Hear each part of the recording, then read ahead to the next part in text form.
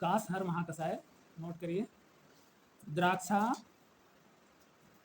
अभया, आमलक, पिप्पली, दुरालभा, श्रृंगी, कंटकारिका, वृश्चिर, पुनर्नवा, तामलक्य तामलक्य इति 10 इमानि कासहराणि भवन्ति। चरक संहिता सूत्र स्थान 4th अध्याय। देखिए कास हर महाकसाय के द्रव्य कैसे कार्य करेंगे, कास हम किसको कहते हैं, ये बात हमको समझना है। तो कसनात कासह, इट मीन्स कस गति सातनयोः। कसनात या कस धातु जो है वो गति सातनयोः, गति को कम करने के लिए प्रयुक्त होती है। जहाँ गति और सात दो अर्थों में प्रयुक्त होते हैं। तो इसका मतलब क्या होता है? कसति शिरः कंठात ऊर्ध्वं गच्छति वायु इति कासः, यानी कंठ से सिर की तरफ ऊर्ध्व की तरफ, यानी कंठ से सिर ऊर्ध्व है तो उस ऊर्ध्व की तरफ वायु का गमन जो है वो तीव्रता से, तेजी से वायु का गमन जब होता है तब हम उसको कास कहते हैं। अब देखिए वायु का तो ऊर्ध्वगमन होता ही है, लेकिन उसको हम कास नहीं कहते। तो यहाँ पे कंठ का उपयोग होना चाहिए, बाकी समय में कंठ से वायु का गमन नहीं हो रहा होता है, कास में कंठ से वायु का गमन होता है। ठीक है। अब यहाँ बात कंठ से क्यों आ रही है? क्योंकि कंठ में उदान वायु होती है। ठीक है। तो जब जो है प्राणो ही उदान अनुगतः, यानी जब प्राण वायु उदान के अनुगत हो जाता है तब कास उत्पन्न होती है। प्राण वायु को प्राणवाही स्रोतस के द्वारा ही गमन करना चाहिए, लेकिन जब वो उदान वायु के मार्ग में प्रवेश कर जाती है तब वहाँ पे क्या होता है? कास की उत्पत्ति होती है ना। तो प्राण वायु जब उदान के अनुगामी हो जाती है, तो उदान के अनुगामी कब होगी? जब उदान के मार्गों में जाएगी। बात है ना। अनुगामी का मतलब क्या होता है? पीछे पीछे चलना। तो पीछे पीछे तब चलेंगे ना जब उसी मार्ग में आप जा रहे होंगे। तो उदान वायु के मार्ग, उदान जो है वो कंठ में चरण करती है। तो जब प्राणवायु कंठ में चरण करने लग जाती है तब क्या होता है? कास की उत्पत्ति होती है। तो कास उत्पन्न होने के लिए कंठ से सिर की तरफ प्राणवायु की गति होना निश्चित है, नहीं तो फिर कास की उत्पत्ति ही नहीं होगी। ये बात समझ में आ गई? तो ये बात हमको समझ में आई कि प्राणवायु की गति तो कंठ के द्वारा होनी नहीं चाहिए, है ना। और प्राण तो अन्न को जो है वो लेने के लिए है, यानी अन्न ग्रहण करने के लिए है, निग्रहण करने के लिए, तो उसकी गति तो अधो होनी चाहिए। और वो क्या हो गई? ऊर्ध्व हो गई। कंठात ऊर्ध्वम शिरः, यानी कंठ से सिर की तरफ ऊर्ध्व गति करने लगी, यानी प्राणवायु वहाँ पे क्या हो गया है? प्रतिलोम हुआ है और उदान के मार्गों में गया है। दो बातें हो गई। अब आप समझ गए कि नहीं? दो बातें हो गई। एक तो प्राणवायु की गति प्रतिलोम हो गई और दूसरा मार्ग उसका बदल गया, है ना, उदान के मार्ग में चली गई। इसलिए अब हम चिकित्सा जब करेंगे तो पहले तो प्राणवायु को अनुलोम करने की बात करेंगे और फिर मार्ग में लाने की बात करेंगे। ठीक है कि नहीं? तो फिर कास ठीक हो जाएगी, ये तरीका रहेगा। तो अब देखिए कास और श्वास ये दोनों परस्पर अनुबंधित रोग हैं। अगर कास जीर्ण हो जाए, किसी को बहुत समय से कास रोग हो, तो आगे चल के उसे वो श्वास रोग हो जाएगा। ठीक है। कास और श्वास ये दोनों क्या हैं? अनुबंधित रोग हैं, एक दूसरे से अनुबंध रखते हैं। अगर किसी को श्वास रोग है और कास नहीं है तो आगे चल के उसे श्वास के साथ साथ कास भी हो जाएगा। ठीक है। तो इसका वैसी वर्षा भी है कि कास रोग है और उसकी चिकित्सा नहीं हो पाई तो फिर श्वास हो जाएगा। ठीक है ना। हाँ। अब ऐसा जो भी कास रोगनाशक द्रव्य हैं उनको हम कासहर कहेंगे। ये कासहर जो द्रव्य हैं ये प्रत्यावर्ती क्रिया, जो प्रत्यावर्ती क्रिया यानी जो रिफ्लेक्स उत्पन्न होता है वो उसके कारण होती है। कास क्यों होती है? रिफ्लेक्स के कारण होती है, प्रत्यावर्ती क्रिया है। देखिए इसमें पहले ही बता रहा प्रति आवर्त हो रहा है, यानी प्रतिलोम गति हो जा रही है प्राणवायु की उदान के मार्ग में, ठीक है कि नहीं? तो प्रत्यावर्ती क्रिया में क्षोभ उत्पन्न होता है, तब प्रत्यावर्ती क्रिया यानी प्रत्यावर्ती क्रिया जो है वो क्षोभ के कारण उत्पन्न होती है। रिफ्लेक्स कैसे होता है? पहले क्षोभ मिलता है तद उपरांत रिफ्लेक्स होता है, सही है कि नहीं? तो अब क्षोभ नाशक जो इस कंठ भाग में क्षोभ उत्पन्न करने वाली कोई भी क्रियाएं हैं उनको या कोई भी परिस्थितियां हैं उनको नष्ट करेंगे तो कास का समन होगा। देखो अगर आप तेजी से भोजन कर रहे हो, अचानक से भोजन प्राण वायु के मार्ग के द्वारा न जाकर के उदान वायु के मार्ग में छू गया है, तो वहां पे क्या हो जाता है? क्षोभ उत्पन्न हो जाता है और तुरंत आपको खांसी आ जाती है। तो कहते हैं ना भाई ये तो गले में चला गया, गले में चला गया, और जाता तो गले से ही है, लेकिन फिर भी कहते हैं उसके खाना गले में चला गया, है ना? कुछ ऐसा कहते हैं कि नहीं? हाँ, तो आप समझ गए होंगे, यानी क्षोभ उत्पन्न हुआ तेजी से। आप या आप पानी पी रहे थे, बात करते करते पी रहे थे, अचानक से वो हाँ क्षोभ उत्पन्न हो गया तो खांसी आ गई। ऐसा कभी हुआ कि नहीं? हाँ, तो इसी बात को कहा जा रहा है कि जब भी जो है वो प्राण मार्ग से ना जा करके उदान मार्ग में छू जाएगा या स्पर्श कर जाएगा तो वहाँ क्षोभ उत्पन्न हो जाएगा, रिफ्लेक्स उत्पन्न होगा और उसी से कास की उत्पत्ति होगी। तो क्षोभ नाशक चिकित्सा करने से कास का शमन हो जाएगा, ठीक है कि नहीं?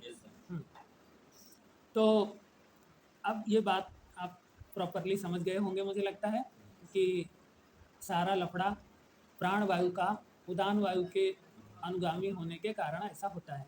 अब जो जो निदान प्राण वायु को उदान के अनुगामी करते हैं उन निदानों के विपरीत हमको चिकित्सा करनी पड़ेगी, ठीक है? तो ऐसे 5 प्रकार के निदान हैं। वो उसी तरीके से 5 प्रकार के निदान होने की वजह से आचार्यों ने कहा है पंचकासाः स्मृता वात पित्त श्लेष्म छत क्षयैः, है ना? 5 प्रकार की कास है, वात पित्त श्लेष्म छतज और क्षयज, है ना? तो कहा कि क्षयाय उपेक्षिताः सर्वे सर्वे कासाः उपेक्षिताः क्षयाय गच्छन्ति, यानी कि कोई भी कास की यदि आप अधिक समय तक चिकित्सा ना करें तो वो क्षयज कास में परिवर्तित हो जाएगी। सभी प्रकार के, चाहे वातिक कास हो, पैत्तिक कास हो, कफज कास हो, छतज कास हो, ये चारों प्रकार के जो कास हैं यदि इनका समय रहते आपने चिकित्सा नहीं किया तो ये सभी कास क्षयज कास में परिवर्तित हो जाएंगे, ठीक है कि नहीं? क्षयज कास तो क्षयज होती ही है, उसमें तो परिवर्तन होना नहीं, ठीक है? और एक बात कहा बलिना च उत्तरोत्तरम, यानी ये कास जो हैं बलवान उत्तरोत्तर बलवान होती हैं, यानी वातिक कास सबसे आसान होती है, साध्य होती है, पैत्तिक उससे थोड़ा कृच्छ साध्य होती है, कफज और भी, फिर छतज और क्षयज ये और भी ज़्यादा बलवान होते हैं। इनकी चिकित्सा करने में आपको बहुत ही युक्तियों की आवश्यकता होगी। अब आप कहेंगे भला बताओ, हम तो हरदम ये सुना करते थे कि वायु बहुत बलवान होती है, तो वातिक कास को सबसे अधिक बलवान होना चाहिए, फिर यहाँ पे ये किस तरीके से वातिक कास सबसे आसान है? ठीक है, तो अभी हमने आपको बताया कि कास और श्वास ये दोनों अनुबंधित रोग हैं और इनकी उत्पत्ति के लिए कफ वातात्मक पित्त स्थान समुद्भव, इसलिए अब वातिक कास की जब भी आप चिकित्सा करेंगे तो वहाँ पे कफ और पित्त कुपित होने लगेंगे। यदि आप उष्णता से वायु का समन करेंगे तो पित्त कुपित होने लगेगा, अगर आप मधुरता से, स्निग्धता से, पिछलता से वायु का समन करेंगे तो कफ कुपित होने लग जाएगा। अब कह तो पहले ही रहे हैं कि कफ वातात्मकौ एतौ, ये तो पहले से ही कफज है, इसमें कफ का संयोग रहता है, और नहीं भी रहता है तो फिर इसकी उत्पत्ति तो पित्त स्थान से होती है। इसलिए अगर स्थानीय को आपने नहीं जीता तो फिर उस स्थान में गए हुए दोष की चिकित्सा कर पाना मुश्किल है। इसलिए आपको पित्त की सदैव ध्यान रखना है, कफ का भी ध्यान रखना है, तब वायु की चिकित्सा करनी है। तो ऐसे वात सामक उपाय करने हैं जिनसे कफ और पित्त कुपित ना होने पाए। ठीक है, तो बड़ा मुश्किल है। अब आपको ऐसी चिकित्सा करनी है जिससे कफ भी कुपित ना हो और पित्त भी कुपित ना हो। तो क्या करें? देखिए, अगर कषाय रस, तिक्त रस, है ना, और ईसत शीत या ईसत उष्ण द्रव्य लें तो पित्त और कफ दोनों कुपित नहीं होने पाएंगे, है ना, और उसमें गुरु गुण हो तो फिर क्या होगा? वायु का धीरे धीरे, जैसे गुरुचि है वो गुरु गुण से युक्त है, मधुर विपाक है ना, तिक्त और उष्ण है, इस तरीके से कफ भी बढ़ने नहीं पाता, पित्त भी कुपित नहीं होने पाता, वायु का भी समन हो जाता है। आप समझ पा रहे हैं? इसलिए देख लीजिए आप, ठीक है कि नहीं? हाँ, तो हम लोग यहाँ पे 5 प्रकार के जो कास है उसको समन करने के लिए 5 प्रकार के द्रव्य दिए गए हैं। तो कैसे कैसे उनमें हम क्या क्या गुण देखेंगे। देखिए, वातिक कास में रूक्ष शीत कषाय प्रधान द्रव्य, ऐसे प्रधान द्रव्यों का सेवन, अल्प आसन करना यानी अल्प भोजन, अधिक व्यायाम या स्त्री संभोग, वेग विधारण, अधिक श्रम, इस तरह की परिस्थितियां करने पर वातिक कास की उत्पत्ति होती है ना। तो हमें चिकित्सा करते समय स्निग्ध, उष्ण, अम्ल एवं मधुर रस के द्रव्य प्रयोग करने पड़ेंगे, है ना। अब ये द्रव्य है, इसमें अभया,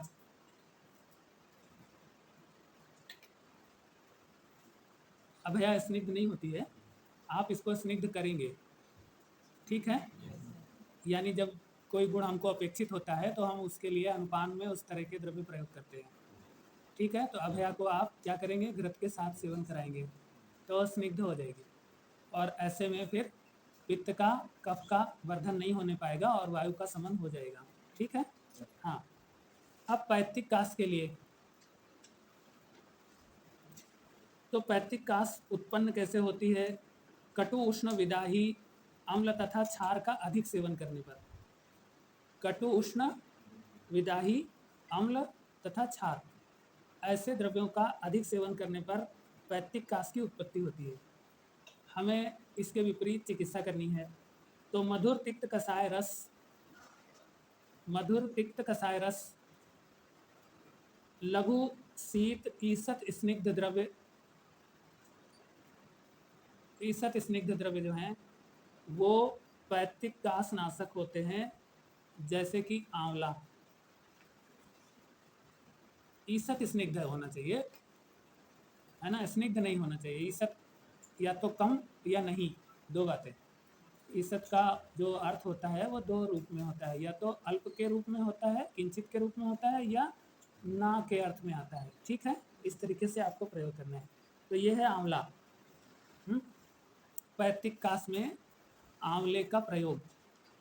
अब कफज कास, इसमें जो लोग गुरु, अभिसंधि, मधुर स्निग्ध द्रव्यों का सेवन करते हैं, दीवा स्वप्न अथवा आलस्य का सेवन करते हैं, ऐसे लोगों को कफज कास की उत्पत्ति होती है, ठीक है। गुरु, अभिसंधि, मधुर, स्निग्ध ऐसे द्रव्य, दीवा स्वप्न अथवा आलस्य का प्रयोग करने वाले लोगों को कफज कास उत्पन्न होती है। तो हमें इसके विपरीत चिकित्सा करना है। कटु तिक्त कषाय रस, लघु रूक्ष उष्ण तीक्ष्ण गुण, लघु रूक्ष उष्ण तीक्ष्ण ऐसे गुण, ये कफज कास नाशक होते हैं। तो इसमें से कौन से द्रव्य हैं जो कफज कास को नष्ट करते हैं? पिपली, श्वेत एवं रक्त पुनर्नवा। देखिए यहाँ पे वृश्चिर और पुनर्नवा दो लिखे हुए हैं। तो वृश्चिर जो है वो श्वेत पुनर्नवा है और पुनर्नवा वो रक्त पुनर्नवा है। तो इस प्रकार से दोनों प्रकार के जो पुनर्नवा हैं और पिपली है, ठीक है, इनका प्रयोग हम कफज कास में करेंगे। फिर क्षतज काश, क्षतज अतिव्यवाय, भार, अध्व, युद्ध आदि के कारण रूक्ष उरह प्रदेश में उरह क्षत उत्पन्न होता है। यदि उरह प्रदेश रूक्षता को प्राप्त है और ऐसी स्थिति में इन कर्मों को किया जाए तो फिर उसको उरह क्षत हो जाएगा। ठीक है। और उरह क्षत जब होगा तो वहाँ पर काश की उत्पत्ति होगी। ऐसे में आपको क्या करना है, लघु, स्निग्ध, शीत और मधुर गुण से युक्त औषधियाँ, यानी छत, उरह छत में जो आचार्य ने चिकित्सा बताई है वो रक्त की अथवा पित्त की चिकित्सा बताई गई है। ठीक है।